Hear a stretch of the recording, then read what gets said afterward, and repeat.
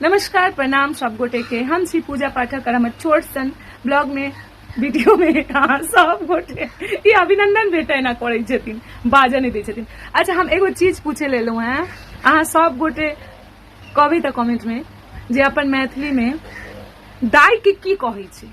जी हाँ, दाई के मतलब पप्पा के मम्मी के जे हमर सबके दाई होइ छथिन ओ दाई के मैथिली में की कहल जाइ छै।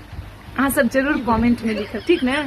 बहुत नीक सवाल आइ पुछलहुँ अहाँ सबसँ हम, हमरा पता अछि आ सच में हमरा ई नहीं पता अछि जे अपन मैथिली में दाई के की कहल जाइ छै, मतलब अपन मम्मी के सासू माँ के अत्ते नीक से अहाँ सबके बुझा देलहुँ।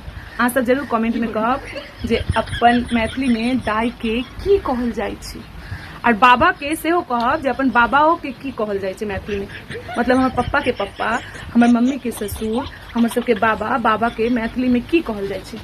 एक छोट सन क्वेश्चन पूछलहुँ, जवाब जरूर कमेंट में देब, ठीक ने। प्रणाम सब गोटे के, जय मिथिला जय मैथिली। की पूछे ठीक है, पूछे छी, चुप रह।